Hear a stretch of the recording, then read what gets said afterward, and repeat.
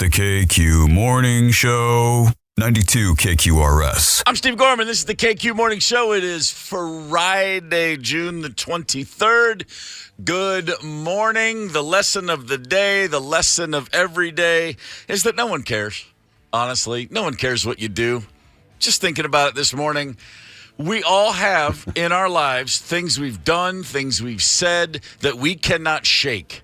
Embarrassing moments, stupid things, non sequiturs that just killed the room, whatever they are, and you can't let them go. And honestly, nobody else remembers them. Everyone else just moves on with their life. You know, and that's something as a parent you try to teach your kid. Like, guys, everyone's thinking about themselves. Everyone's just doing their own thing. The things that are embarrassing you in first grade and seventh grade and 12th grade, no one else is ever going to remember.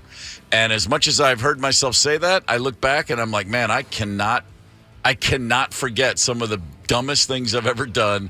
Anytime you do something, and again, it's the most minor transgression. It means nothing to anybody else.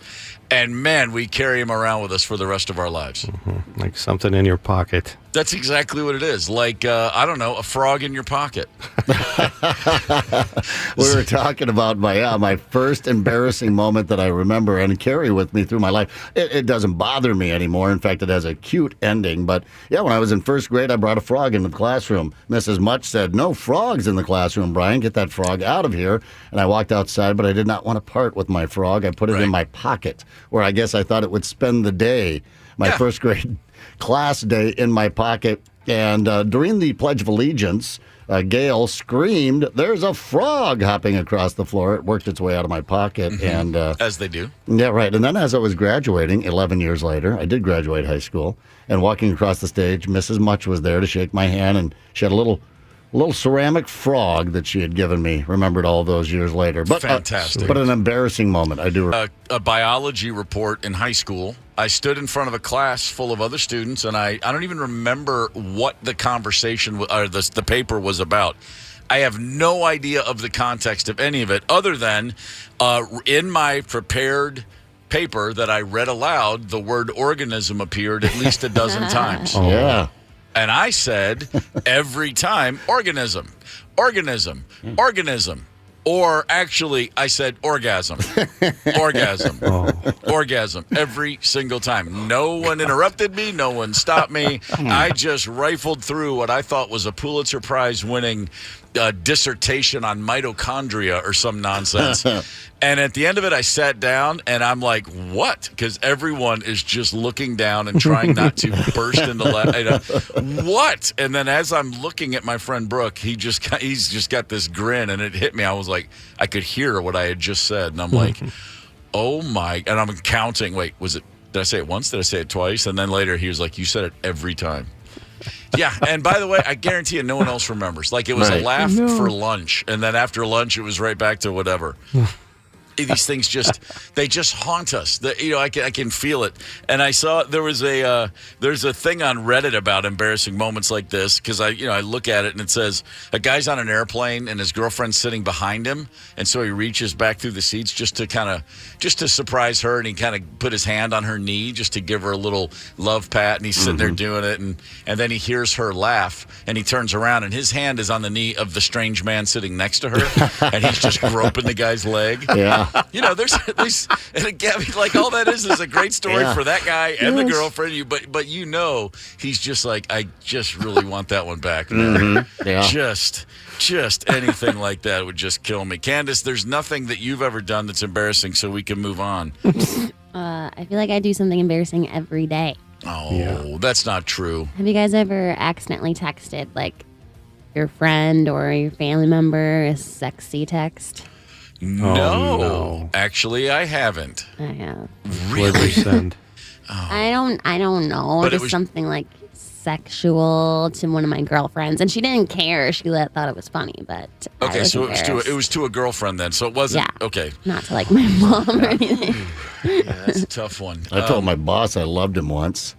When I hung up, love you, because I had just talked to Taylor and I talked to Sydney. Yeah, and there was David Hamilton had called me, and I hung up and I go, all right, thanks, love you. And there was an awkward silence, and I went, I just talked to my daughter, sorry. He goes, I love you too, man. My high school graduation, I got an award called the Center College Award, which Center College is a private university in Kentucky. Not the kind of place I would have ever been allowed anywhere near. Very much a higher education facility. But one of the teachers went there, and he bestowed this award every year. I don't even know it may have had a $500 scholarship or something. I don't even know. But the Center College Award, I think looking back, it was the award they gave a senior that they couldn't give anything else to. Like, you're not the valedictorian, you're not Mr. Blazer, you're not this, you're just, hey, he's a good dude or whatever or something. And so again, there's only 12 people in my senior class. I'm sitting at this graduation, and I am a billion miles away, and I see this guy get up, and he goes, the Center College Award every year, and I am just tuned out. And I don't hear one word he says until the guy next to me goes, dude, go. I'm like, what? And everyone's clapping, and he had given it to me. And I didn't even hear my name when he said it. And but everybody's laughing because my last moment as a high school student, tuning out an award for myself. And when it was all over, the principal, Mr. Baker, he goes, that's just perfect for you. Just the absolute best possible way for you to wrap up this academic career. You are getting an award, and you have no idea that you're getting an award. I'm like, hey, man, at least I'm consistent. You know, if you had dropped my name at first, I would have been on board. But I heard Center College, and I'm out to the races. Yeah, I had a Jim Marshall, Minnesota Viking moment in high school. Yeah, intercepted the football. Did you really? Oh, yeah, intercepted the football and ran 7 yards. Only had to go 7 yards the wrong way at the touchdown. And then, of course, tossed the ball to the ref as I came running out. Yeah, that's a awesome. Safety on that deal. Oh, and, man. Yeah, just mortified. And that's the only time you hear when you're playing a sport on the field. Mm-hmm. That's the only time you notice what's happening in the stands is when you've done something like that. Sure. We had a situation with the girls' basketball team where there was a girl, she was a senior, had never played much. She was very tall but incredibly unathletic. I'll just leave it with that. And she was at midcourt and got turned around, and somehow the ball ended up, and there was no one between her and the basket for very good reason. It was the other team's basket, and she took off like a greyhound after a rabbit for that rim, and the whole gym's going, no, like super slow motion. It's like something from a Spielberg film in my head. And she went up and laid it in. And she jumped up she was so happy to finally score a basket. And it was right from the highest of highs to the lowest of lows. She burst into tears. Mm-hmm. And if I could see her now, I'd say nobody else even remembers, but I guarantee you everyone does. That one? No one forgets that one. You're telling the story. My favorites, some of my favorite embarrassing moments were when I was intoxicated and you got up the next day and went, well, I have to find a whole new group of friends now. Clearly, I can't go back to work, whatever the case may be, whatever situation it was in. I'm ruined. And then, somebody will go, hey, man, what's going on? And you're like, are you serious? What? Yeah, what are you talking about? Sure. Last night. What last night? Last night when I did this. Oh, that's right. You did, didn't you? Anyway, are we getting together later? They never remember. Nobody ever cares or remembers, and you think your life is ruined. Twice in a span of about 6 weeks, I woke up and had literally no idea where I was. And then I would leave the room, walk into the next room. Nope, nothing. Walk out onto the front porch of a house. Not a clue. Yeah. And then just literally be walking up the street before I figured out where in Atlanta, Georgia was I. That happened twice in a brief period of time. Yeah. I was like, I gotta get my head on my ass. Yeah. Like, this could go very wrong if I keep waking up in strange places. No harm done. I mean, I was with people I had met, and all I did was go back and cry. I forgot all the details later. As far as I know, it was all good. But yeah, it took two of those for me to go, okay, that's not actually good. And with that, the Ebert to my Siskel. It's time for the Mike Evans Hollywood Report. Good morning, sir. I like it. Homie, today is take your dog to work day. I thought that was every day. Right. Did you bring your dog to work? Mike, I'm not making this up. There's a dog's head on my foot as we speak. What's that dog's name? Chauncey Gorman. What kind of dog is he? He's a big old mutt. Wow.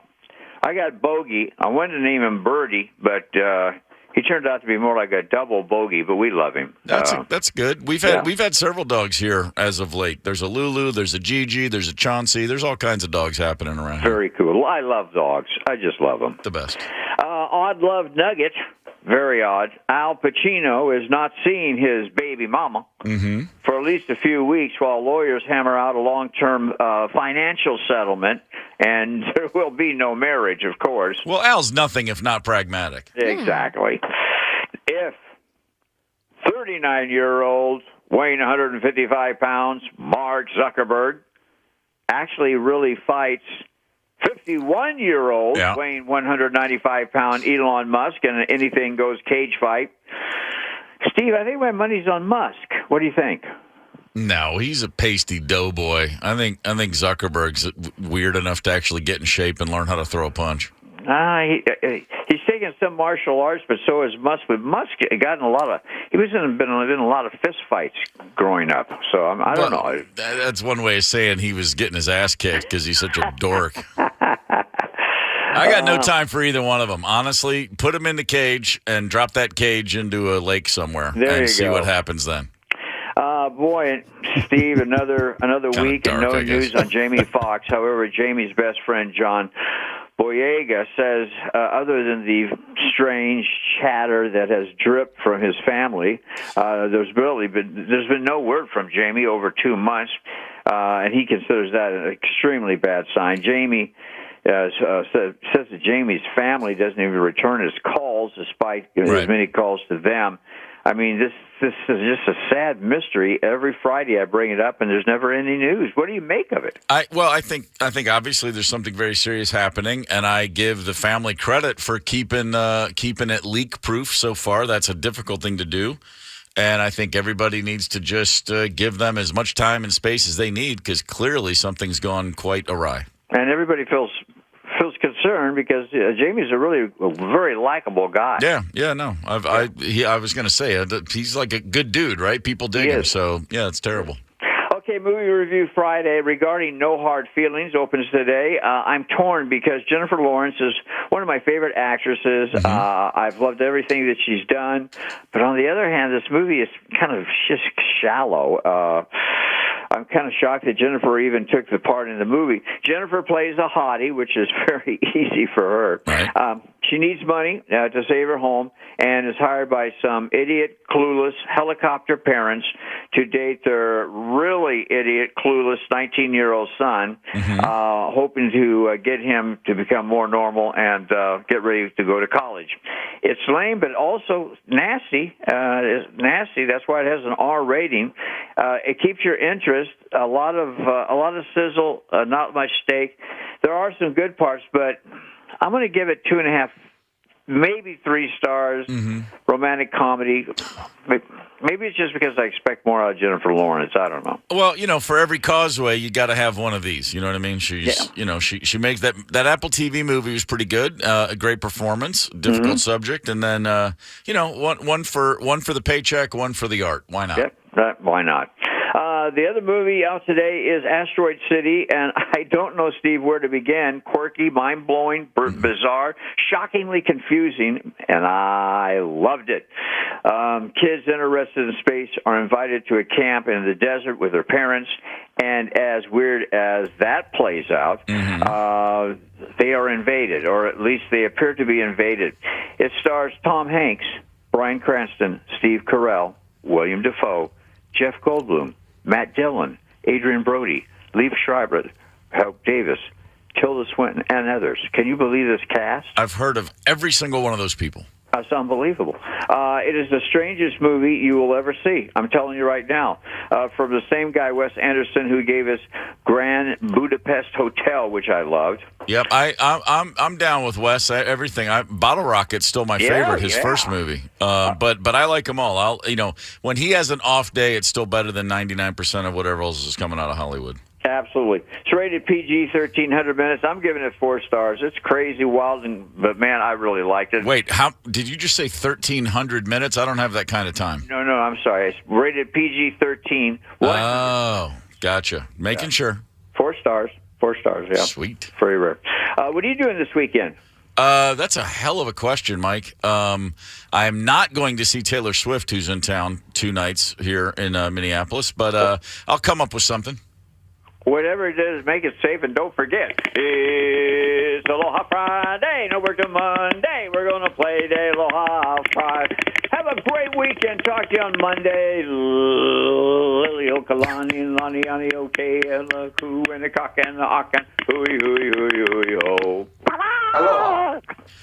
Okay, is he actually playing that hand drum every time, or is that recorded? I'm curious. I got to pay more attention. I got to see if that's the same track or if he's just literally bringing us art as it happens.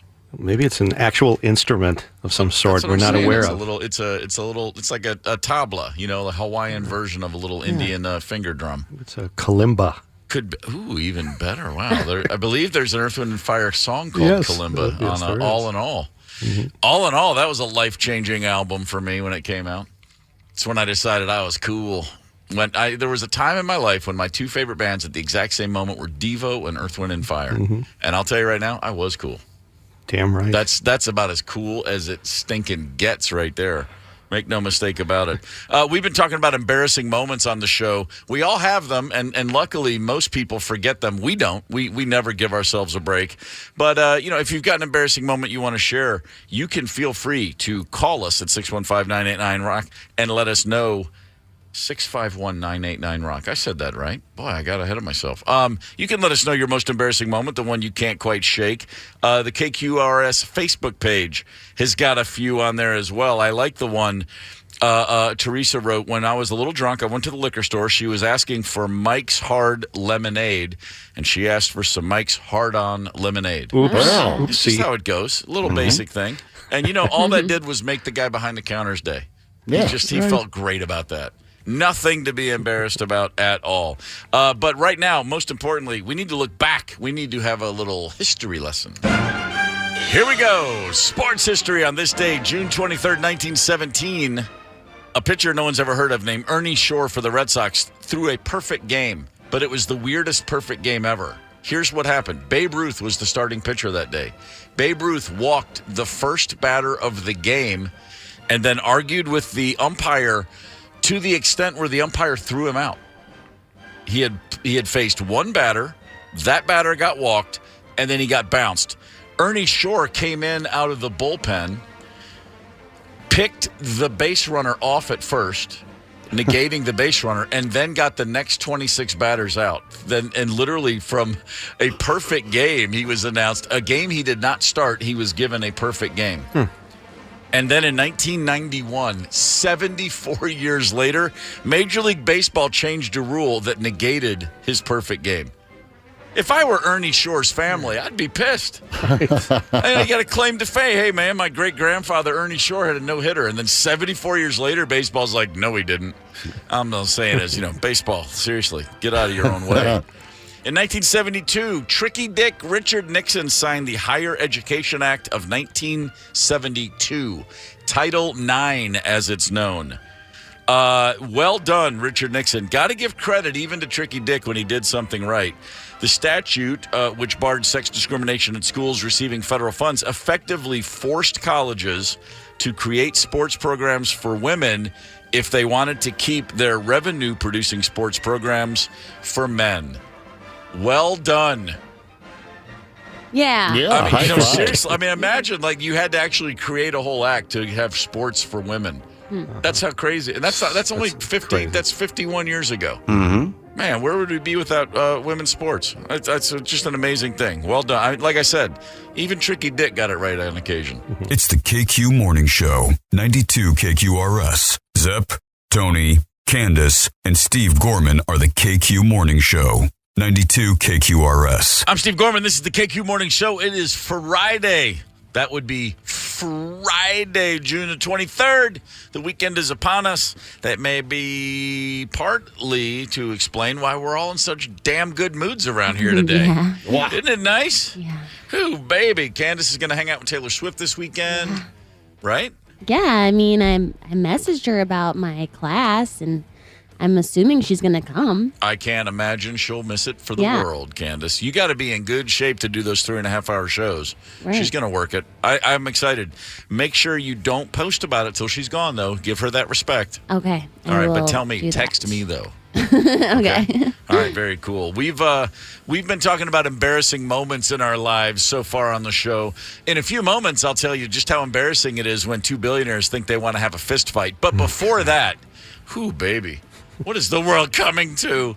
Before that, I believe we have a caller, Candace, who's been waiting a while on the Maple Grove Lock and Safe Talk and Text line. Who would that be? Chuck from Truman.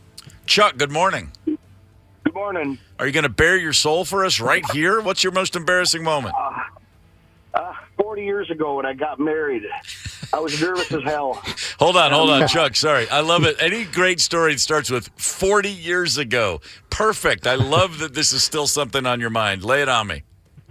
Well, I was in the Catholic Church, and I was about to be married, and I was so nervous, and my best man, I should call him my best man, but he's my best man in crime, always talking me into crazy stuff. Yep. He says, well, I could settle you down if you want to try to, let's go down in the basement and smoke some cannabis. Sure. We will smoke a joint, and you'll feel a lot better about it. So whatever, I went along with what he said, and we went down there, and we pulled out some pot and smoked a little bit, and then I was worried about I was smelling like pot, so there was a large container of holy water down there. So I thought, actually, my roommate, my best man, he says, well, we'll just wash the smell off of our mouths and our hands. Well, as we're doing this, the priest is down the hallway watching the whole thing. Sure he is. And so he comes walking up, what are you boys doing, smoking the devil's lettuce? And, well, we both are under the influence. We kind of laugh at each other, and he looks at us and says, you do know that you're going to hell. Oh, God. So, Yeah, you're getting married. I'm a family man, so for the next 40 years, I'm taking my kids and my wife to church, and the priest's always giving me this funny look. You know, he puts his fingers together and hold it up to his mouth like he was smoking, you know, imitating. And then he'd laugh at me, and my wife and kids are always like, what was that all about? Well, to this day, I've never told anybody this story, but I seen your embarrassed moment, and I thought, well, as a good Catholic boy who's now going to hell, yeah, I should share it with the world. There you go. That's an extra large cat coming out of the bag this morning, Chuck. Goodness gracious. How many 40 Hail years Marys he's sitting for on that that one. Yeah, I just, when you're a young man, you do crazy things and you don't think about consequences. And, well, it's kind of funny that to this day, this was like, 10 years ago he retired. I hope it wasn't because of me. No, he saw me. So you got through the wedding, though. You got married. That all went well, correct? Well, no, I got divorced about 3 years later. Yeah. Was it because of the devil's lettuce? Yeah. I don't think it had anything to do with that, but probably because of my crazier lifestyle. But no, I just thought that was kind of a story that I'd share with some other Catholic boys. Sure. The only thing that could make this story better is please tell me under your tux you were wearing a Rolling Stones 72 tour shirt. No, but actually, on my honeymoon, I wore my black KQRS rock and roll. Attaboy. Sure you did. Yes. Yeah. I still have it. Thing is like older than hell, but I still have it. But no, awesome. Moral of the story, when you're young and reckless and you do kind of crazy things, as you get older, like now I'm in my 60s and I think about things that I did when I was younger, and I think, God, what a crazy thing you did. And it was funny that for the next 30 years that as I'm bringing my kids into church and stuff, that priest would look at me and do that pinch finger thing like he thought it was funny. But well, he listen. also told us both as we were leaving, he goes, you're both going to hell for this. That's rough. That's a rough one. A priest with a sense of humor. You gotta take the good with the bad, I suppose. Chuck, thank you for the call, brother. We appreciate it. Yeah, you guys rock. I love you. We get you down here really well. You guys' signal comes in great. So awesome. Keep it up, you guys. Rock Thank and you. roll. Thank Rock you. and Rock and roll. roll Bye, Chuck. indeed. Man. Honestly, in the grand scheme of things, not even a misdemeanor. I mean, nothing. Just a little smoke before the wedding to calm the nerves. Come on, man. That's just called Saturday. I've done worse in church. Yeah, of course we have. Who hasn't? Oh, my God. I love Lori's KQ Facebook post. My braless top fell down while I was on stage at the Minnesota State Fair. Hey, don't laugh. That happened to me once. I don't even know what that means. I just didn't want him to feel so alone out there. Good fireback. I like that one. We speaking of embarrassing, so Mark Zuckerberg, Facebook dude, little pasty guy. Billionaire. Elon Musk, Tesla dude, kind of pasty guy, billionaire. They don't have enough going on in their lives. They're both billionaires. They are both media tycoons at this point since Elon Musk bought Twitter to match Zuckerberg's Facebook. Mark Zuckerberg and Elon Musk are apparently, in quotes, dead serious about wanting to fight each other. Like Not just dead, huh? Whatever their beef is, it's escalated to where they're thinking about getting in the ring. And Dana White, the head of UFC, is now thrown his hat in the ring to say, let me help you make this happen. Of course he has. We had Don King. Now we have Dana White. I was talking to both Elon and Mark last night. Both guys are absolutely dead serious about this. Mark Zuckerberg hit me up first and said, is he serious? And I said, I don't know. Let me ask him. I asked him, and he said, yeah, I'm dead serious. This would be the biggest fight ever in the history of the world. No, it wouldn't. I mean, it might be the biggest car crash in the history of the world in terms of fighting goes. He's saying a pay-per-view cost of $100. Both guys seem willing to donate whatever they make to charity. Oh, that's so nice. I bet they don't. Yeah, that's exactly right. Show me the receipt. Show me that money going to good works. If we've learned anything about both of these guys, not so much good dudes. They're successful at their chosen pursuits, I suppose. You could say, I don't know what, they've created jobs for others. They've created a tremendous amount of wealth. I know that much. Zuckerberg has been into jiu-jitsu for a while, apparently. This is one that's sketchy. Elon Musk says, well, I was in plenty of fights growing up in South Africa. Were you? Really? Honestly, plenty of fights? I was in fights, too. Back in, when I was 7, 8, and 9, those don't really carry over to adulthood. You know what I mean? Like little slap fights and getting your hair pulled. When's the last time you were in an honest-to-God bar fight, Elon Musk? I think it's been a minute. Yeah, I think you're probably right. You know who won't be donating? The biggest portion of this payday will be Dana White. Well, no. Yeah, he'll get about 70% of all the money brought in. But, I wonder if the aliens are hovering out there waiting for the weakest moment of civilization. I wonder if during this pay-per-view event, that's when they attack. This is it. They've bottomed out. We go now.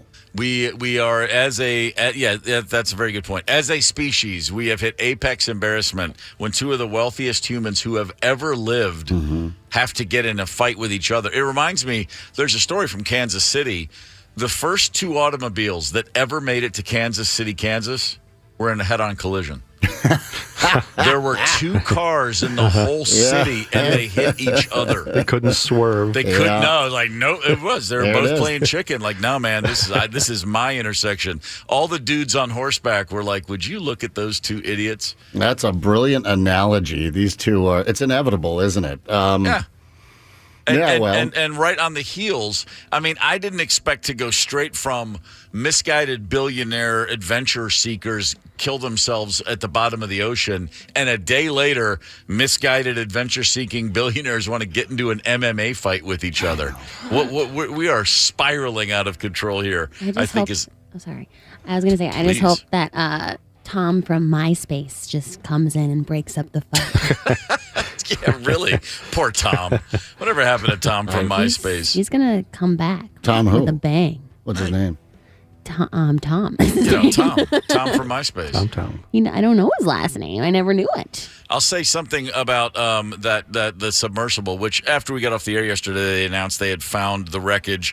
It's gone. The 5 men on board are gone, of course. Now that we know what happened with that submersible, did you notice that all of the other people in the world of submersible vehicles, the submariners, the people who do this thing for a living, they took the gloves off because for 4 days they were watching their words and saying, well, I didn't know if Ocean Gate was really quite up to snuff, but this is a terrible thing. Once they found out that those men were gone and that Stockton Rush's company was as loose around the rules as they claim to be, man, they are just hammering that guy. A guy who, again, a billionaire with a daring streak, The guy was a jet pilot, like as a teenager. I mean, he's had a pretty eventful and adventurous life. But by his own words, that guy Stockton Rush, the guy that invented and ran the company that this submersible OceanGate, by his own words, he was looking to cut corners, man. He wasn't really interested in doing things by the book. I'd like to be remembered as an innovator. I think it was General MacArthur said, "You're remembered for the rules you break." And, I've broken some rules to make this. I think I've broken them with logic and good engineering behind me. The carbon fiber and titanium, there's a rule you don't do that. Well, I did. Yeah, and they said, by the way, that's probably exactly what failed. Yep. The titanium and carbon fiber, there's a reason that they don't recommend that you go deep sea with that material. Yeah, there's a few things that I've just learned early in life not to argue with. One of them's physics. Another, there's just certain laws of nature, and there's a lot of smart guys out there that kind of know how these things work. James Cameron, the director of Titanic, who is a ocean-going, since he started the Titanic project, this is a big part of his life. He has done many dives. He has been in a properly rated and checked out vehicle. He's gone to the Marianas Trench. He's gone way deeper than Titanic. Right. He had an amazing line yesterday. I'm struck by the similarity of the Titanic disaster itself, where the captain was repeatedly warned about ice ahead of the ship, and yet he steamed ahead at full speed into an ice field. For this tragedy, where warnings went unheeded to take place at the exact same site, it's surreal. That's a storyteller getting his arms around the themes real quickly. Jeez, craziness. Yeah, no doubt. Why couldn't these guys have just gotten into a cage and fought? Suddenly Zuckerberg and Musk look like they're kind of smart. Go figure. Yeah, right, exactly. I think the only person I really feel sorry for in the entire thing, of course, the family members, but is that 19-year-old kid. He didn't want to go. His aunt said he didn't want to go. He was terrified, but it was Father's Day. His dad was really into the whole Titanic thing. I didn't even think about that. Yeah, the 19-year-old kid. Yeah, he didn't want to go. He told his aunt, he said, I'm terrified. I don't really want to go down there. But it was Father's Day, and his dad was really into the Titanic thing, so he thought, I guess I'll tag along. I guess you can. It ended quickly for him. Did you see that the stepson of billionaire Harding, who was on board at the time while they were wondering what happened, his stepson is getting slammed because he went to a Blink-182 concert. Well, he should be. What a band. Good Lord. Why would anyone ever do that? Yeah, for going. Jeez. And got a Glastonbury kid. We can all understand that. Yeah, exactly. If you'd gone and seen, a solid act, I think we'd all probably have been on his side. An embarrassing moment for the stepson, for sure. We're talking embarrassing moments this morning on the Maple Grove Lock and Safe Talk and Text line, 651-989-ROCK, and on the KQ Facebook page. Hang tight. It's the KQ Morning Show. 92 KQRS. This is the KQ Morning Show. It's Friday, June 23rd, and we have been discussing embarrassing moments in our lives today. I dated a girl in college for a few years, and she's a great girl. We're still good friends. But when we broke up, of course, I was looking for something new.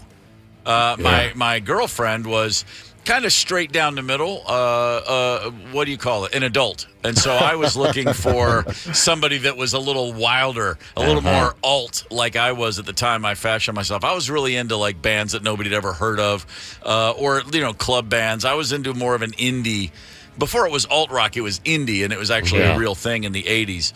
And so I was out at a bar one night, and I met these two girls, and they liked all the same bands I did. And I was like, "Oh man, this is great. These are the cool girls that I've been looking for." And they're not Springsteen fans. They like REM like me. This is back when REM was still a cult band. And one of the girls at one point, she said to me, "So do you like the new Dangerous Nuns album?" Or something like that. It was some, I'd never heard of the band she named. And I said, "Well, I like the other one. I like the last one better." And immediately the vibe went away. She was like, yeah, I thought so. Turned around and walked away. She made up the band name to see if I was really as cool as I thought I was. If I was just... And she just crushed me with that one. Crafty. And I guarantee you, I'm just one of a billion people that cool chick had probably fooled into trying to be as cool as she was along the way. She doesn't remember. I've never forgotten it. I've never forgotten. And it wasn't even so much that she was that great, but it's just like... I just put my chin out and she crushed it.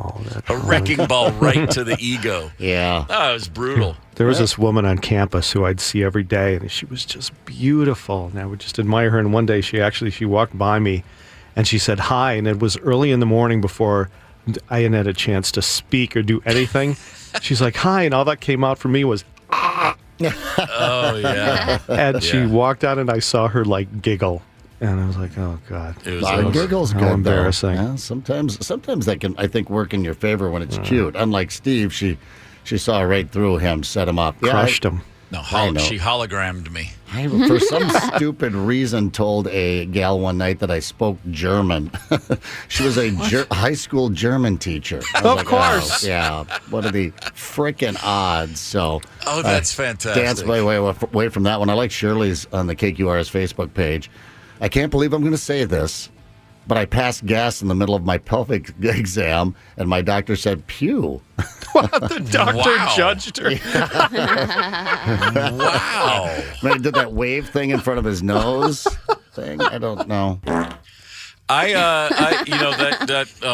Let's not go down sentimental fart alley, but whatever fart, Come on, the halcyon days of Steve. all my greatest farts. 8th or 9th grade, my school had we had bowling class, and so we would go to the bowling alley. We'd in the middle of the day, and again, really small school. And one day, my buddy Todd's mom drove a bunch of us to the bowling alley in a station wagon, and I let one rip in the car. And I kid you not, it was immediately within 1 second, it was the most offensive smell anybody had ever experienced in their life. All the windows went down, dead of winter. We got to the bowling alley. Everyone's like falling out of the car to get out as fast as they can. We go in, we bowl for an hour. We come back, the car still smelled. Horrible. Still.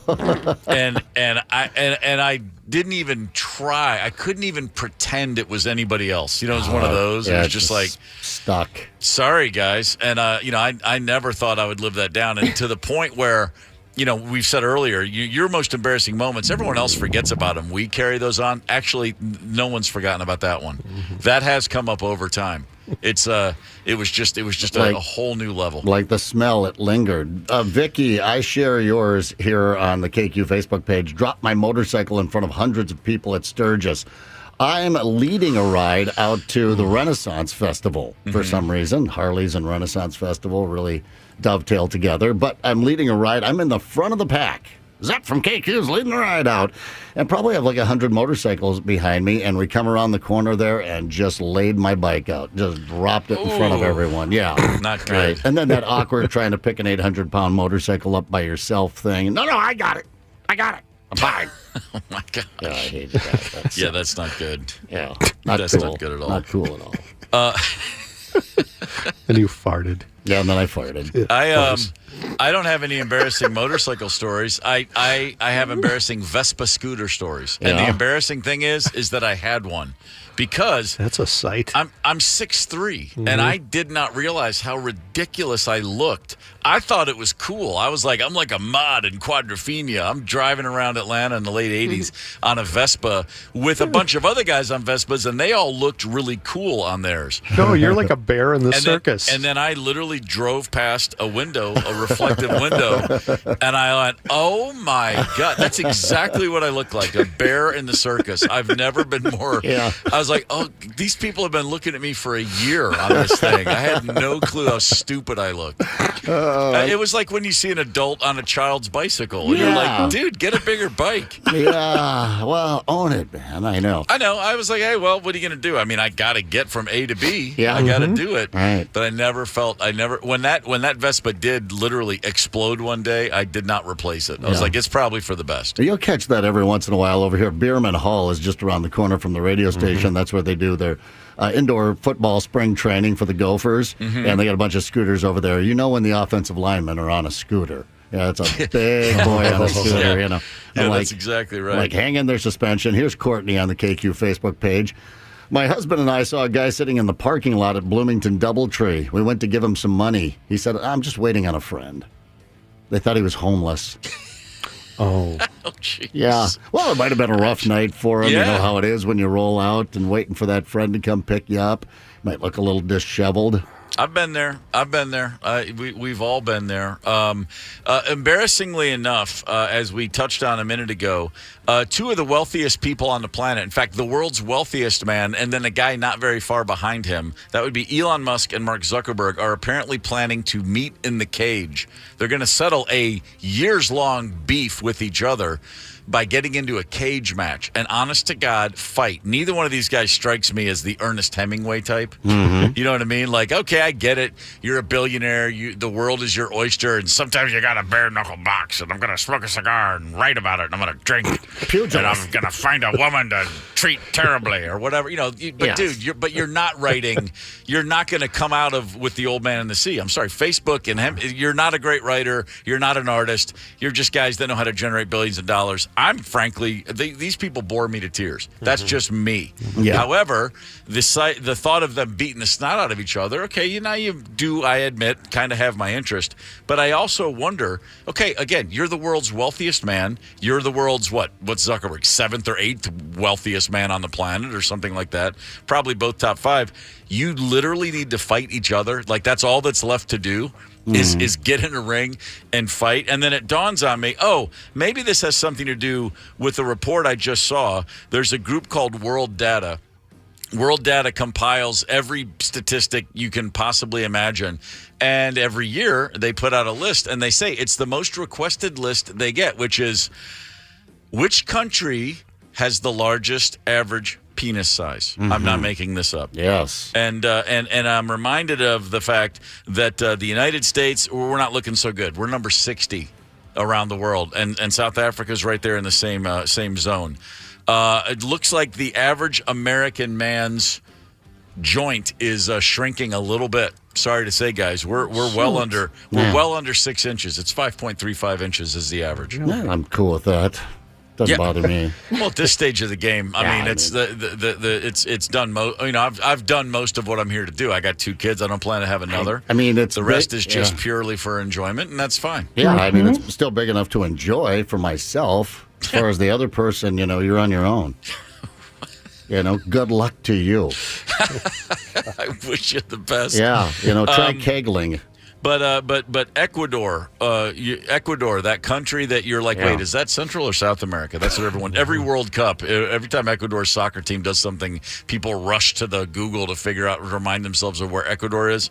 6.9 inches. Well done, Ecuador. Yeah. You guys are leading the charge. Yeah. Didn't see that coming, Ecuador. Okay. So not only are the U.S. men finding themselves dealing with a little bit of shrinkage, that is down from 5 years ago. Yeah.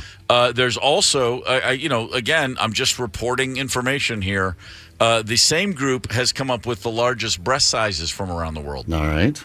And basically Nordic Heritage leading the charge. All right. Those with Nordic Heritage more often with the C to D cup size for breasts. Norway, number 1 in the world. Oh, yeah. That adds up. Yeah, I guess it kind of does. So they're going by body mass index here. The larger your bod, the larger your boobs. I guess that's how that works. I'm looking right at the story. So they measure it on BMI. The investigators also collected data on the average body mass index for women in each country. Yeah, the larger the woman, the larger the breast size. Norway, and then Luxembourg. Luxembourg finally getting onto some chart somewhere for something other than simply being Luxembourg. I know, you forget about them, that's a country. I keep thinking it's a city every time I hear the name. Been there twice. Literally remember nothing about it. Okay. It's one of the few places I can say I've been that nothing comes to mind. I don't remember what it looks like. I don't remember what the venue looked like, what the hotel looked like, what a person spoke to me. Nothing. They're both just completely blanked from existence in my brain. They have their own language? No, I think they speak German, but but then again, I could be wrong. I don't remember a thing about it. My favorite TV show on Amazon is called Patriot, and it takes place in Luxembourg, but of course they shot it in Prague, so they didn't even. Couldn't even. Yeah, the only TV show I've ever seen based in Luxembourg isn't even in Luxembourg. That'll tell you all you need to know about Luxembourg. I'm sure somebody from Luxembourg is listening, going, I can't believe that I have to sit here and hear you badmouth the beautiful place of Luxembourg. Dare you. Oh, the phones will be lighting up with the Luxembourgians. That is the term. The Luxems here before you know it. It's the KQ Morning Show. 92 KQRS. Zep, Tony, Candace, and Steve Gorman are the KQ Morning Show. 92 KQRS. I'm Steve Gorman. This is the KQ Morning Show. It is Friday, June the 23rd. And here's some good news for the rock and roll fan out there. Bryan Adams is playing Monday, July 3rd at the XL Energy Center. Joan Jett and the Blackhearts opening the show. And we are about to give away a couple of tickets to see that bad boy. I only saw Bryan Adams once, and it was fantastic. It was many years ago. A buddy of mine just saw him in Nashville and texted me and said, I just had the best time I've had all year. Bryan Adams show was apparently absolutely phenomenal. And who am I to question that assessment on any level? But we've got a game that we are interested in playing. And Candace, do we have two people on hold? We did. We did. It looks like we just lost somebody. Yikes. So we can start with, Julie from Buffalo, but then we need another caller, 651-989-ROCK. 651-989-ROCK. We have lost one of our contestants, so the next person Candace can lock in will be contestant number 2. But in the meantime, while we await contestant number 2, what is this game we're going to play today, Tony? You know what it is? It's just good, clean fun. Yes, it's the ever-popular Beat the Toaster. Yeah. Here's how it works. We'll pop in a hypothetical slice of bread into said toaster. Then we give you a category. You then have 10 seconds to name 5 things in that given category before the toast pops. It's fun and it's stressful. There's really nothing more tempting than Beat the Toaster because I want to play it every day. And I know it'd be like eating too much chocolate. You know, you can have too much of a good thing. Yeah. You don't have to eat the whole birthday cake, Steven. Just have one slice. I feel like this would be my embarrassing moment if I did this on the air because I play off the air with the contestants back here. I'm muttering to myself. Yeah. And, I wouldn't want. I come up with one and then just go into blank stare. It's really, really incredible to, once you hear that toast go down, how hard it is to complete a single thought that makes any sense at all. So with all that in mind, let's see if we can't really embarrass a couple of great callers right now by showing how blank their brains go. Candace, who is contestant number 1? Julie from Buffalo. Sorry, I just something just happened to me. Good morning, Julie. You okay? Yeah. Good morning. How was your Friday so far?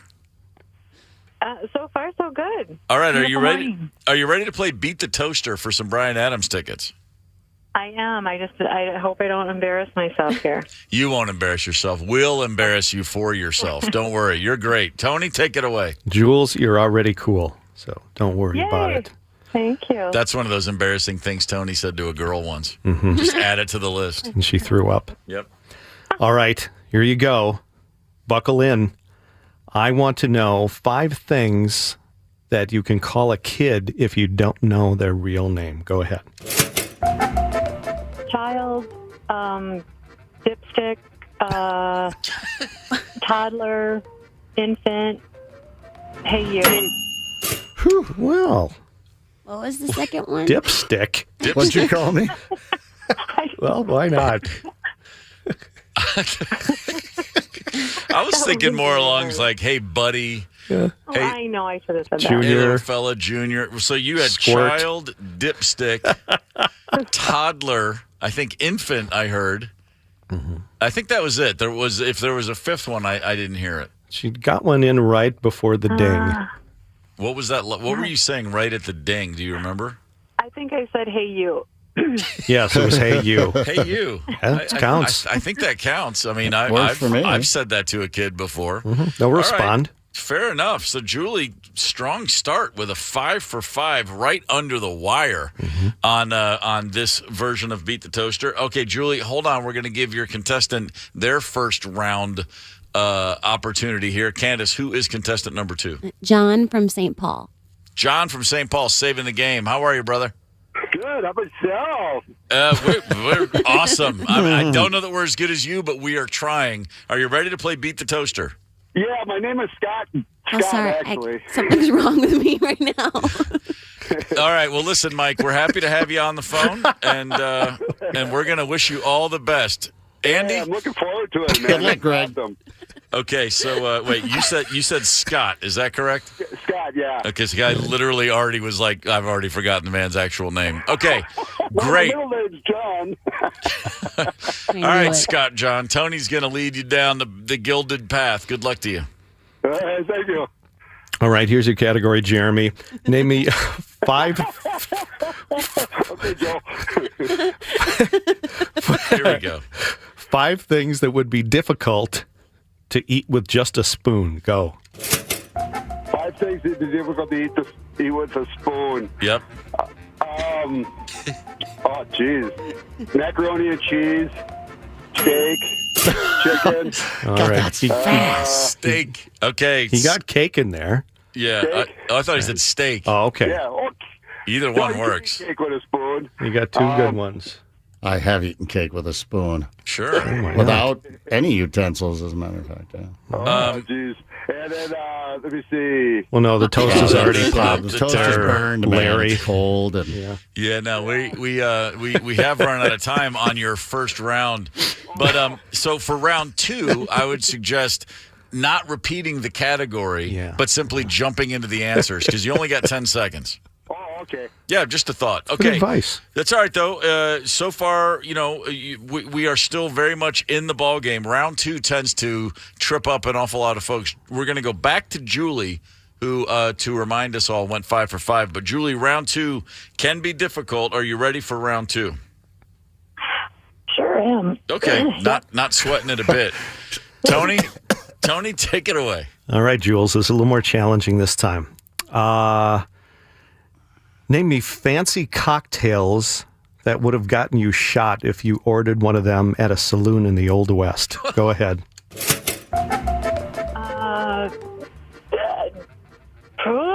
Jack and Coke, lemon drop, margarita.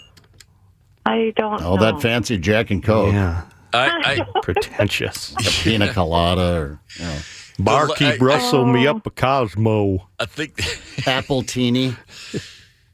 Well, I said lemon drop. Lemon drop. Yeah, that's a good one. I think Listen to these guys. You did great. I hear that One-Eyed Joe makes the best sex on the beach in all of Blackstone. Yeah. Yes, sir. That's like when you go to I remember every time we'd go over there to Eagle Street, no longer it's going to go down, but it'd be just packed before a concert, and you'd be there with a date and you'd get her up to the bar. Finally, you budged your way up to the bar. And I remember one saying to me, I'll have a margarita. I'm like, you're not having a frickin' margarita. You pick which beer you'd like. Yeah. Or shot. Yeah, right. Well, all right. Well, Julie, I think we're going to technically give you 2 for that round, the lemon drop and the margarita. Well played, as always. You're still sitting there with 7 answers. So, Scott, you are not officially out. You can go 5 for 5, and we can go into overtime. Scott, if you're ready for round 2, then Tony's going to take it away. Okay. All right, Scotty, my boy. 5 things that teens wouldn't recognize today or understand what they did. Go to it.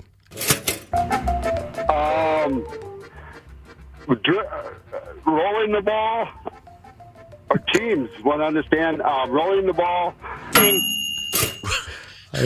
Shooting the ball. What ball are we rolling? Scratching the ball. Rolling the football teams, right? And then well, no, that's okay. All right. Good, solid. So one. is that a tie then? That is not a rolling the ball? Well, those teens, they got to learn about rolling the ball. Are you sure you want to go by the name Scott? No, Scott, we're shoulder to shoulder, buddy. This is exactly how I would play this game. My mind goes blank. It just, I don't know. I fumble around with it as well. This is like terrible. And I'm getting really bad at it. Oh, you did fine. Yeah. It was fun for us. The key is to give it your best shot. Put that shoulder to the wheel and see what happens. I'm John Scott. Well, Scott, we greatly appreciate the joie de vivre that you have brought to the game. I'm sorry to say you are not winning the tickets, but Julie, congratulations. You've got 2 tickets to see Bryan Adams July 3rd at the XL Energy Center. Provided by Live Nation. Joan Jett and the Blackhearts opening. That'll be a big night. Thank you. You got it. Thank you. Wow. Wow. That was a journey. Another successful run. That's hard. I know that is stressful. It really is. That is really stressful. Speaking of stressful, and speaking of rolling the ball, which I'm still not sure what that was all about. Let's have a quick. Here's a quick football note that we came across the other day. This is there's no worse job in America right now than being the guy who works for the Buffalo Bills. That's an NFL franchise with a fairly rabid fan base. Oh, yeah. There's somebody who's got the worst job in America that works for the Bills, and he's the guy who's going to have to explain to 3,000 season ticket holders that in a few years they no longer have tickets. This is what's happening. They're building a new stadium. The new Highmark Stadium will open in 2026. It will have 60,000 seats. Currently, there are 63,000 season ticket holders in Buffalo, New York for the Bills. They're building a new stadium with a smaller capacity. Now, the current stadium holds actually 71,000 people. It's sold out every game. 63,000 of those are season ticket holders. And in 3 seasons, there's only going to be 60,000 seats total. So not only will there be 11,000 less people at every game, 3,000 season ticket holders are going to be told, sorry, you're no longer a season ticket holder. There's already a waiting list for years to try to get Bills season tickets. Someone's got to come up with the language in that email, and someone's got to pick which 3,000 season ticket holders do we bounce off the list. Wow. Isn't this the craziest thing you've ever heard? Maybe if Josh Allen makes the calls, I don't know. Does that bring Jim Kelly back for those? I mean, yeah, exactly. You know, but seriously, like, you are building a brand new stadium. You can't just add 3,000 more seats just to keep the season ticket holders in line. You gotta have some kind of lottery, or they have an obstacle course. I mean, some bleachers down in the end zone. I'm thinking, like, there will be, if you think these people jump off of vehicles onto folding tables now for fun, but if you make it a competition, hey, you want your season tickets, you got to break a certain number of tables before kickoff or whatever, the Bills Mafia will show up and give you a show. Make no mistake about that. Oh, yeah. Well, I don't know. What the hell are you going to do about that? Who is doing the head count on that? Good thinking. Although, they whittle it down to 60,000.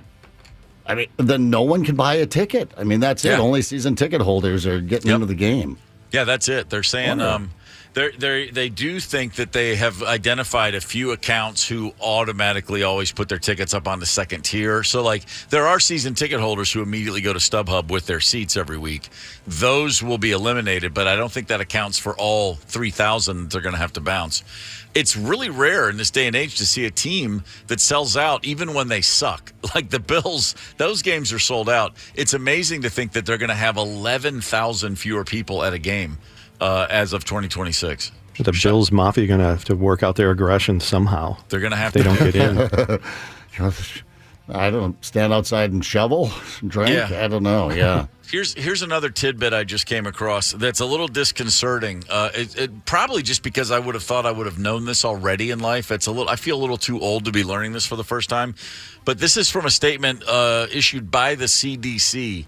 It's summertime. There's going to be a lot of pool activity.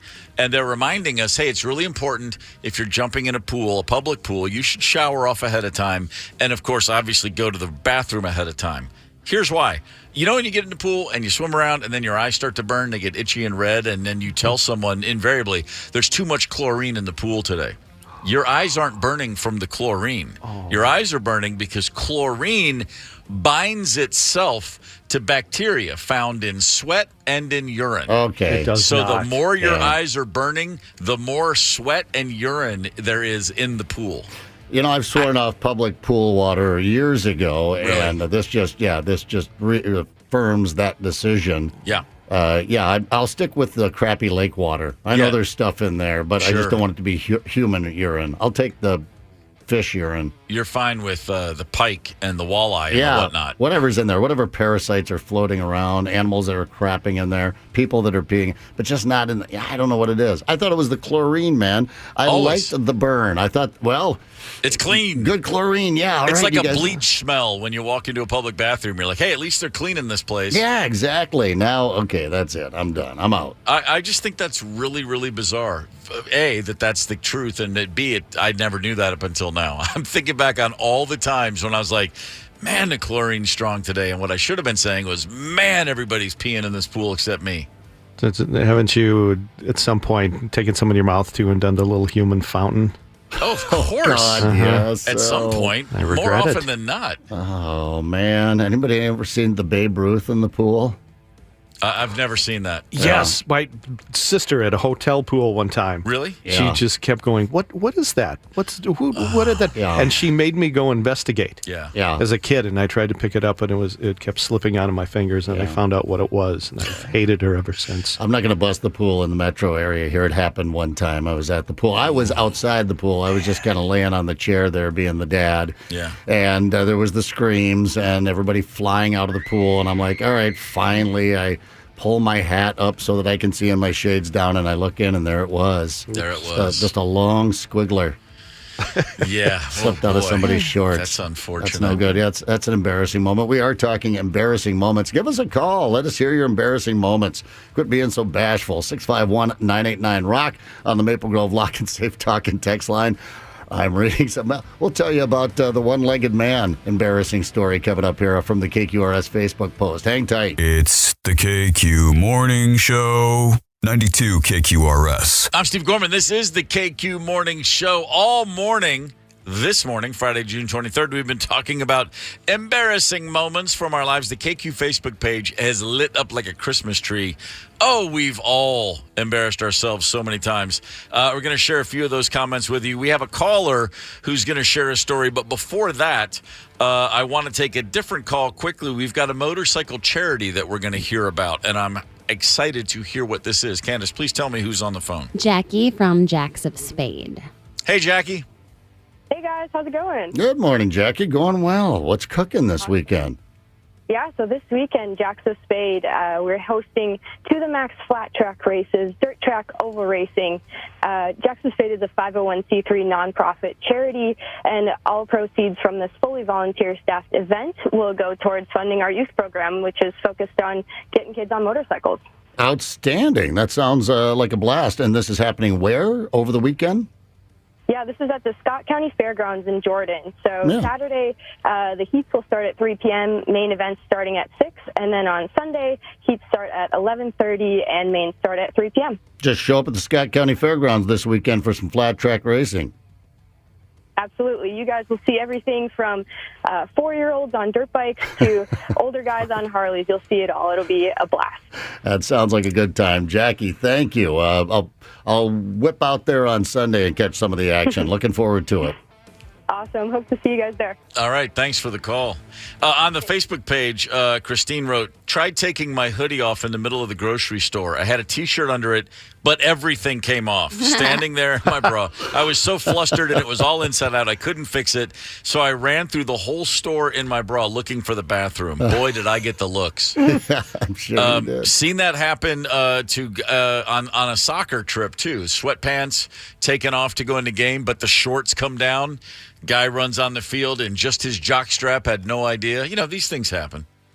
That guy happened to be a French exchange student who lived with my family at the time, and he had no idea. Literally running around the field, just a jockstrap. Everyone's laughing. It was so cold, he just thought it's cold. He didn't realize his shorts were back on the bench in the sweatpants along the way.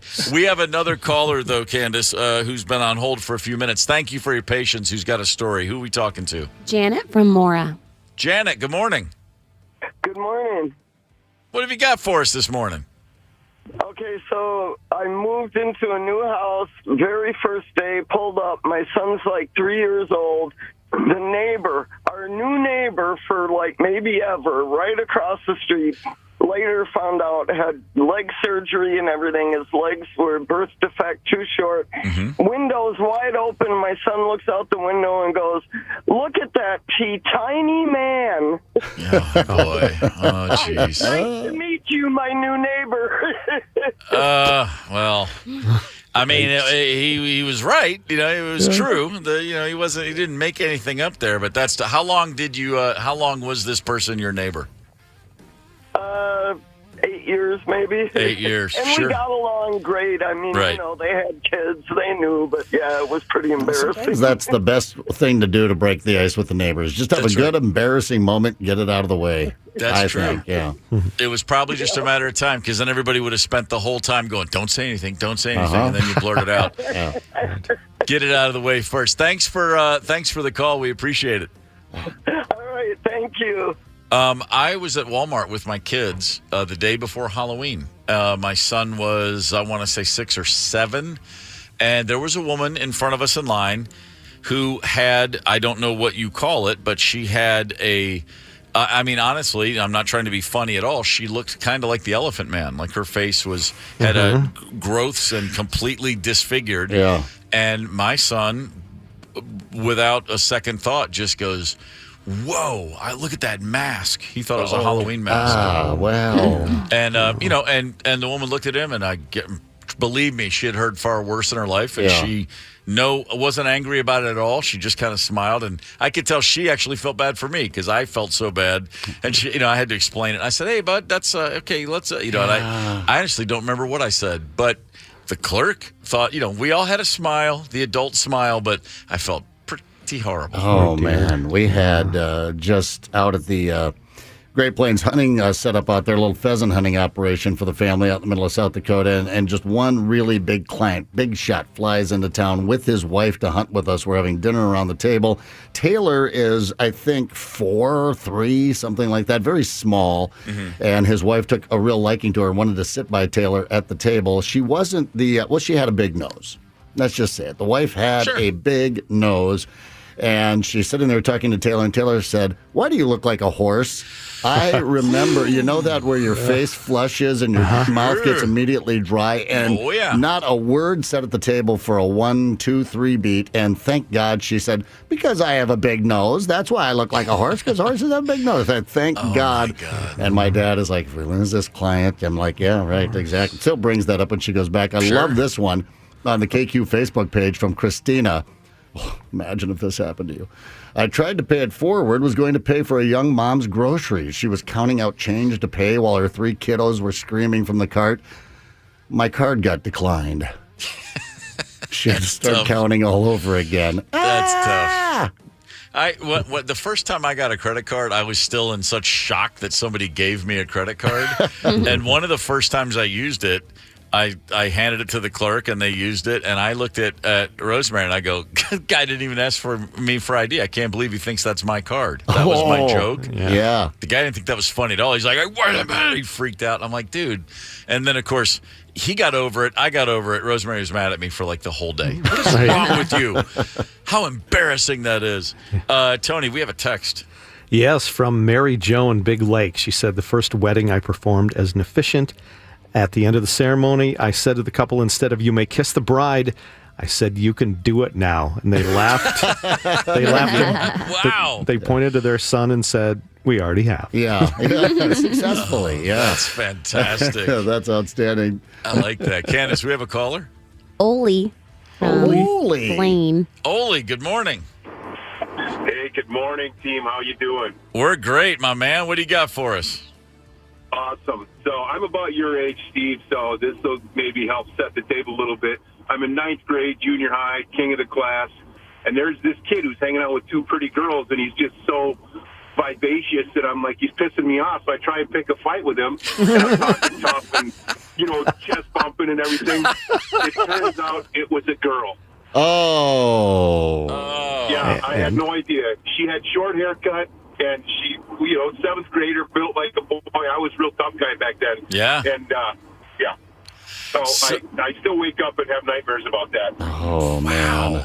There's a There's one of our. Yeah, that's. Yeah. By the way, I love that, you don't have to supply any more context. Everybody remembers an age when you would see a guy vivaciously interacting with girls, and your first thought is, I'm going to kick that guy's ass. Right. That makes perfect sense at that age. That's probably that age, too, where she would have kicked your ass. Yeah, I was going to say, too, you may have gotten off lucky if you walked away without an ass kicking. Ole, thank you for the call, brother.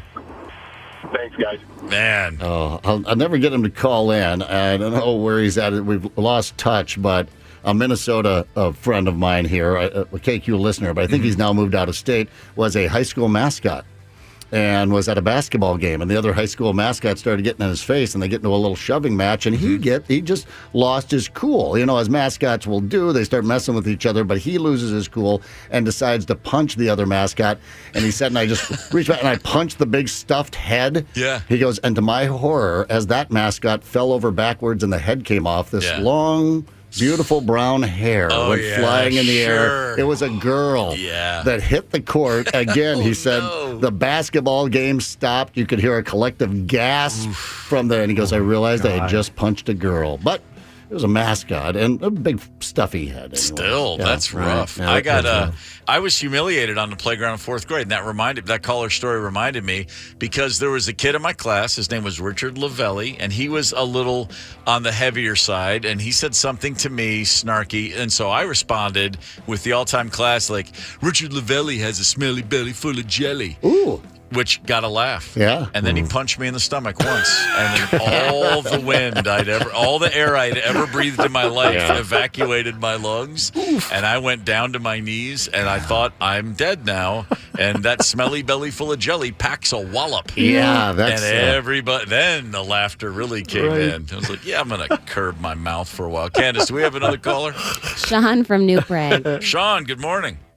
Good morning. What do you got for us? Well, when I lived in Arizona, this back in the 80s, and of course there was AIDS was kind of a new thing, and we didn't know what was what. So sitting on the toilet at a restaurant, I put toilet paper nice and neat around it to protect myself. Right. When I got up, I happened to have a toilet paper tail. So I walk into the restaurant, and of course everybody as I go by can see that. And the guy when I get to sit down, he goes, "You do know you have toilet paper hanging out of the back of your pants?" And I look up, and everybody in there is just looking at me. Yeah. So at that point, I just go, well, I had the runs real bad, so I just stuffed it full. Just got to keep on moving. Yeah, if you can't get out of it, get into it.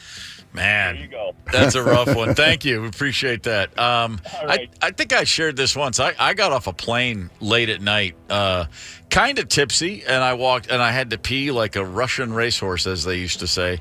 And it was a deserted airport after midnight, and I walked right into the bathroom. And as I'm going into the stall, I'm like, this is so weird. There's no urinals. It's all stalls. Okay. And then I walked out and left and realized, and thank God no one noticed. I'm just in a women's bathroom at an airport, just in there like, why aren't there any urinals in here? Because that's how stupid I am at times. I've done that and made eye contact. You just come around the corner and go up, and then that 180, and you're right back out of there. Yep. But their eyes are that big, Oh, that's rough. We got one more caller, Candace? Linda from Egan. Good morning, Linda. Good morning.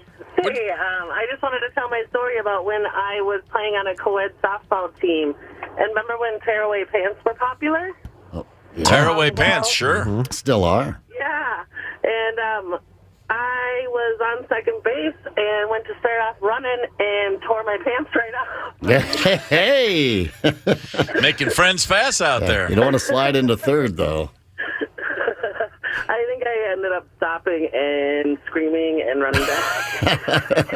That checks out. It wasn't a commando softball game, I hope. Wear shorts underneath it. Thank goodness. Yes. Okay. Well, at least we got that going. Yeah, right. Did you guys win the game? Yeah, I think we did, actually. Okay. All right. That helps. Yeah. At least you got something out of it. Thank you for the call. You're welcome. See ya. She still tells that story, as do other people. That's one of those. Everybody remembers that one. Yeah, I saw that happen. Hey, 92 KQRS has your shot to win free gas for a year. Listen weekdays at 9, 2, and 5 for your keyword to text to win $92.50 in free gas, plus tickets to an upcoming show at Medina Entertainment Center, and you'll be entered in the contest to possibly win free gas for a year. This is sponsored by Body Gastroenterology and Quick Trip. 9, 2, and 5. Listen up. One of those is happening very soon. I believe 9 o'clock is in less than 20 minutes. And we have professional comedian Mike Lester joining us at 9 o'clock. Hang tight. It's the KQ Morning Show.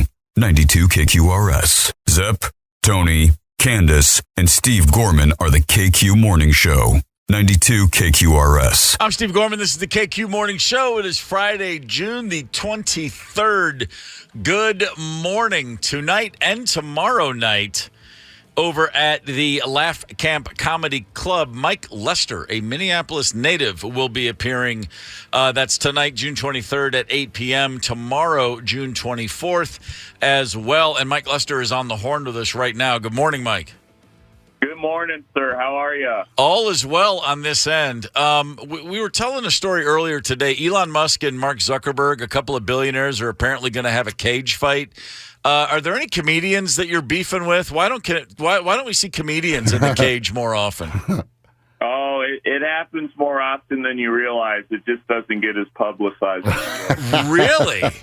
Yeah, we have an underground cage fighting ring, actually, where we settle our beefs over drink tickets and who gets one-nighters versus who doesn't. I had to win a cage fight for this Laugh Camp weekend. So nice. Yeah. Don't tell me there's not a lot of envy when guys come on and they check out that mullet you're rocking. They want to fight you every time, don't they? Oh, they pull it.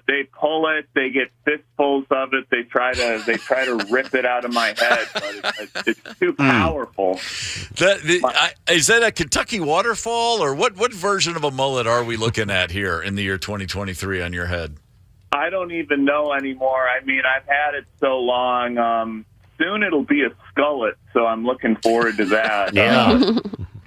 The top's going, but I'm gonna rock the Hulk Hogan, I think. Yeah, you're a big wrestling fan. I saw you recently at the VFW, and we got our wrestling on. Wrestling. Yeah, I live at the VFW. Actually, that explains my look. I live. That's where my meet and greets are, behind the Uptown VFW. So if you ever want to come to the cage fighting, it's behind the Uptown VFW. I've witnessed some of that. Yeah, it sounds like a plan. Mike, did you ever? How old were you when you started thinking to yourself, maybe I got to pursue this comedy thing? I think I was like 6 years old. Really? I was so young. Yeah, it was like kids want to be like firefighters and astronauts. Yeah. And I just followed a career path that does not pay as well as those. So here we are at the Laugh Camp. Well, not as many risks either. At least, other than the other comedians and the cage fighting, firefighters and astronauts do face a greater risk as they go about their business. I mean, there's pros and cons with every life choice we make. I would respectfully disagree. I don't know if you've ever done a gig in North Dakota. Okay, I have actually. Yes. Yeah, so you know the risk, you know the danger. It's very true. It's important to keep a swivel head on. You just never know which direction it's coming from. I don't want to attack your integrity here, Mike, but I'm reading this morning that you appeared in 2 online ads for Cheez-Its, produced by Funny or Die, which I will be Googling immediately because I love Funny or Die and probably saw them. Are you a big Cheez-Its fan? Do you dig Cheez-Its, or was it just a money grab? Oh, that was absolutely a money grab. Attaboy. Anything I do theatrically or commercially, it's a money grab. With anyone that wants to book me for a money grab commercial, my email is mikelester.humor@gmail.com, and I give it my all, and I will peddle your product to the best of my ability. Attaboy. And is that going? I mean, are you still eating Cheez-Its on occasion, or was that just a short-term thing? No, I don't really.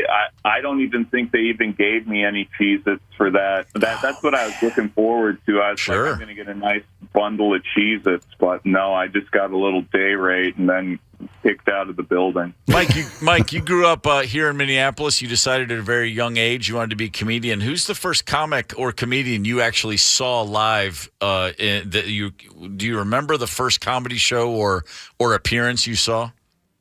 You know, the first comedy show I ever went to was the Acme Comedy Company open mic on a Tuesday. Mm-hmm. Yeah, and I thought I was 17, and I was like, yeah, I could spice this mic up a little bit. So I went back the next week. That's great. That was the first time, and then a week later, you're up there doing it yourself. Yeah, and 13 years later, here we are this Friday and Saturday. I know you could go to Taylor Swift, but that's going to be anarchy. So come to the Laugh Camp Bar. Well, Mike Lester, you've been called the Taylor Swift of comedy, so, I mean, it connects. I have. That's legit. That's legitimate. We have very similar bone structure. Yeah, we do. Yeah, you're like we have a similar dating history as well. Right. And now, are you doing 3.5-hour shows like Taylor, or are you cutting it a little? Are you trimming some of the fat on your set these days? Yeah, I actually do 5.5-hour shows. Nice. So yeah, Perfect. I got Taylor beat there. I like to go overnight, honestly, if the venue will allow me. I like to go till the sun rises. Yeah. Why not? Mike Lester is at the Laugh Camp Comedy Club tonight and tomorrow night. All-nighters, baby. I like that. I like that concept. What's the first rock concert you ever saw? Oh, the first rock concert I ever saw was probably I don't know if this counts as a rock concert, but it was Wilson Phillips at the Minnesota State Fair. Sure, it does. Are you sure? All right, we'll vote on it later. Rock hey, man, concert. Come on. Oh no, fine show, I'm sure. But yeah, yeah, there's the rock genre. Were you drugged to it? Was that something you were begging to go to? No, I just stumbled upon it. I was pretty wasted, and it was just me and a bunch of moms rocking out. That's awesome. I had adult braces. I yearned for those days. And braces surrounded Were we ever so young? Oh, man. Oh, I was so young, yet so old looking. It was amazing. Mike Lester, Laugh Camp Comedy Club tonight and tomorrow night. Mike, we appreciate you calling in, getting up early, man. Thank you. Yeah, thank you guys. Have a great day. Break free from the change. Someday somebody's going to make you want to turn around and say goodbye. That's an OG quote of mine. Yeah, it sure That's amazing. Co-writing for Wilson Phillips as a child. What a career. Thanks, Mike. Thank you. Have a great day. Bye. See ya. That's fantastic. He comes back with the quote. That's amazing. Yeah, that's pretty good. I like that as the alternative to Taylor Swift. The other side of the river, the Laugh Camp Comedy Bar. As far as you can get away from the Taylor Swift lunacy this weekend, Laugh Camp Comedy Bar with Mike Lester. I like it. Hey, we did promise, and it is the 9 o'clock hour right now on the Maple Grove Lock and Safe talk and text line. If you text the word wheel to 651-989-ROCK, you will have a chance to win $92.50 in free gas. You can win tickets to an upcoming show at Medina Entertainment Center, plus gas for a year. Text wheel to 615-989-ROCK. Sponsored by Body Gastroenterology. Prize provided by Quick Trip and the Medina Entertainment Center. Bam. Mm-hmm. It's happening right now. Free gas for a year. That's actually pretty strong. Yeah, that's a pretty that changes the budget. You get free gas for a year, you get to sit down and re-budget. Yeah, that's some fun. That absolutely does that. We've been talking about some embarrassing stories throughout the morning. Candace, was there another one you wanted to share? Well, yeah. So a Moon Dance Jam. Everyone knows Moon Dance Jam. Good times, good times. So I had the opportunity to introduce Joan Jett on stage, which I was really stoked about because she's like queen of rock and roll, right? Iconic. Love the Runaways. I was really excited and nervous, whatever. But I also love another member of the Runaways, Lita Ford. Sure. And she was also there. Okay. And I've interviewed her a couple times and developed a bit of a connection, so I just really like her, whatever. Your BFF, Lita Ford. Yeah, so I just go on stage and I go, all right, the queen of rock and roll. And then Joan Jett. And then I said it. I corrected myself, but I almost said Lita Ford. You almost had an embarrassing moment. Almost. Wow. Because that would have been... an embarrassing professional moment. That's a whole nother for level. myself. Yeah, I was disappointed in myself and embarrassed for myself. You almost called Joan Jett Lita Ford. That wouldn't have gone over well. No, that would have been They bad. were both at the same Moon Dance Jam. Did they get on stage and jam together? they're Those not old friends. bandmates? They Yes, don't I like know. each other. Yeah, right. Yeah. So, yeah, I dodged a bullet there. Who knows where I'd be today if that happened. Right. You'd probably be the host of the show. Would you apologize and did a little tap dance? I like the tap dance. Literally tap dancing your way out of here. That would have been a pretty solid one. We forgot. I meant to mention this the other day, just as a total non sequitur. Homer Jones died. Anybody know who Homer Jones is? Football player. What's Homer Jones known for? He died at the age of 82. Former New York Giants wide receiver, the first man to ever spike a football after scoring a touchdown. Homer, thank you for your contribution to the great American game of the gridiron. He scored against the Eagles in 1965, and he turned with the thought of, I'm going to throw the ball into the stands. And then he remembered that the commissioner, Pete Rozelle, had issued a $50 fine for throwing balls into the stands. $50 in 1965 that's a pocket full of cash. Yeah. And so as he was already in the throwing motion, when he realized I'm going to get $50, I'll get a $50 fine, he then just threw the ball into the ground. And he thought, well, that was kind of cool. So he just started doing it. That was his signature thing. It was just one guy spiking the football. Now look how far we've come. It's like a bad high school pep rally in the end zone every time someone scores. It really is. The NFL, how funny was that when they were like, no more celebrating? And then after 1 year, they were like, actually practice all of your celebrations. Work a full skit into it. Have lines. Put out a script. Right. Put on costumes. We don't care. Yeah, it was a lot of fun. I remember the Vikings defense last year had some really creative ones, and then you'd wake up the next day and open the paper and go, "Oh, you're the worst-rated defense in the NFL." But the Maybe practice celebrations, something else. Yeah, But the celebration's incredible. Yeah, they were like number 2 in the NFL in celebrations. The time they made those submarine sandwiches, and then they all had the sandwich and the chips. And sometimes I'm watching them. I'm like, I don't know what they're trying to do. Yeah, I don't know. The bowling one, okay, I get it. Guy does a forward somersault and a bunch of bowling pins fall down. I get it. Sometimes it does look to me like, is this it's a jewelry heist? It's you're changing a tire, you're changing a flat tire, but it's on an ice cream truck. I'm like, what the hell are you doing? Lost at a haunted house. That's a good one. Yeah, right. Nuts, but it is fun to watch. I mean, I'm not one of those guys sitting back going, I'm old school NFL and you just hand the ball to the... No, come on. It's the NFL. It's entertainment. It's professional entertainment. Have some fun. But you're right. I sit there and we do that. We have the conversation there in the living room. What do you think they were trying to do? I don't know. I think someone was trying to play. They were playing poker, I It's think. the dentist scene from Marathon Man. That's it. Is it safe? Is it safe? Didn't expect that one to come along. So safe. You can't believe how safe it is. It's Old so school Bud Grant wouldn't let him spike the ball. Oh, no kidding. Yeah, yeah. Wouldn't let him wear, Yeah, that White checks out. shoes. White shoes. He wouldn't let them wear jackets on the sideline. Grow their hair. Yeah. I didn't know any of that, but I knew all of that. Yeah. Like at the same time. I gotta tell you something I learned about myself this week, and I'm not trying to brag. I'm just saying it like it is. I got a big brain. Everybody. Do you? All right, that'll got a big old brain. You know why I know that? How? Because a study has shown that people who take regular naps have bigger brains. Oh, and I'm all a right. napper from day one, ladies and gentlemen. Oh, I just took one like a half hour ago. We noticed. Our brains shrink as we get older. Yeah. Taking short naps when you feel like you need them does apparently prevent that. Now, check this out.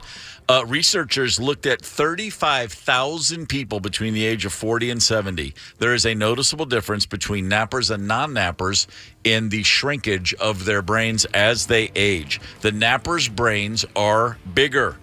Now, they're not suggesting it's causation necessarily, but there is enough of a correlation to say if you're taking naps on a regular basis, your brain is aging more slowly. Now, you said short naps. How short are we talking here? Oh, 15 minutes, 20 minutes. Power naps. Okay, I hate that. Why? That drives me crazy when people say, that's not a nap. 15 minutes isn't a nap. I slept for 15 minutes at the Twins game yesterday, twice. Right. I dozed off for 15 minutes. But that's all you got to do. You got to reset. It's just giving your brain, shut the brain down. Minimum 3 hours. Okay. I take two a day, one in the afternoon and one at night. No, I know I'm terrible, but that they say that you can't get into REM sleep, man. You just got to power nap and hit it quick. I fail at that because then I sit there and go, don't fall asleep too much. Don't fall asleep too much. Don't fall. Was that it? Mm-hmm. I've either got to go for the gusto or that 15-minute stuff. They say that's the goal. That's how you do yourself the best, but I can't pull it off. I have I don't know where this number came from, but on my phone, my timer has said it's 26 minutes. That's my nap time for the afternoon, right. 26. And I will find myself like, I think it's about time. And then I'm like, I think the Sleepy Time Express is pulling into the station. And when I get to that place, I can open up the phone, hit it, and I'm out almost immediately. And so I get about a 25 and a half minute nap. It just sets me free, man. That's a skill. I envy you that. I wake up and I feel like I'm just floating. Like that was good. And it reset the brain. And then, as I said, just a jumbo brain up here because I've been napping my whole life. It's Friday, June 23rd. Woo! Man, it's Friday. Man, unlike last Friday, we don't have a cruise tonight. We don't have a brewery gig tomorrow. I mean, last weekend was great. It was just jam-packed. This weekend, me, Taylor Swift, both nights. Mm-hmm. Oh, wait, no, I'm sorry. I'm not going either night. Zepp, you were just looking online just to amuse yourself. Yeah.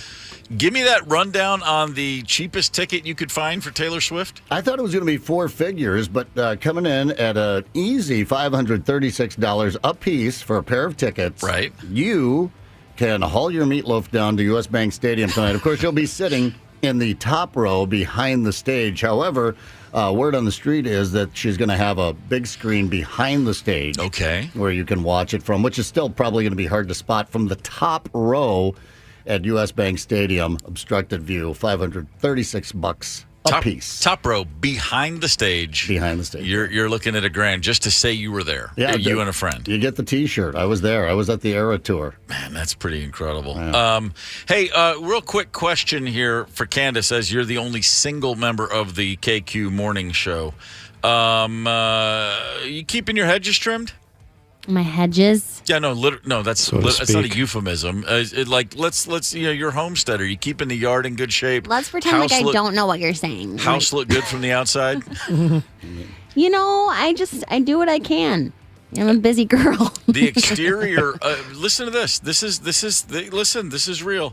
A new survey of singles says the exterior of one's home has a tremendous impact on how attractive that person seems to be. 73% say that the exterior does influence them. 86% of people surveyed said they equate someone's ability to take care of their outdoor space with their ability to take care of a potential partner. So if you're keeping the grass, keeping the weeds out, keeping the grass healthy, trimming the bushes, if you will, then apparently, stop it. Bite your tongue. Get your mind out of the gutter. I had to shut my mic off when you asked Candace.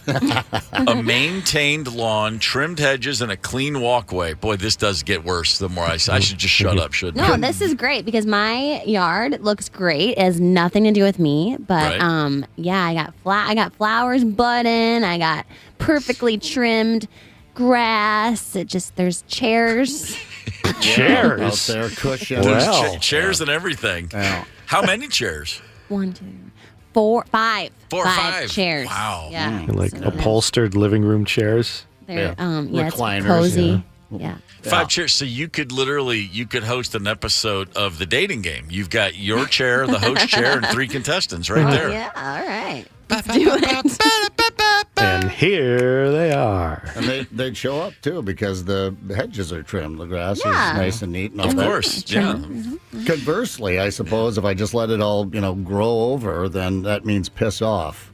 And that's exactly what that means. I like it. If things go that way, then the dating game, then it turns into the newlywed game. Think of the game shows we used to enjoy as kids. Let's bring out the wives and see if they predicted what you say. Whoopee. Bob Eubanks. It's Making good. whoopee. Macon Whoopee. I reminded Candace just the other day, there is a minor league baseball team in Macon, Georgia called the Macon Whoopies. Oh, That's a true story. that makes sense. That's Thought good. you were going to I say like making bacon. That's in Canada.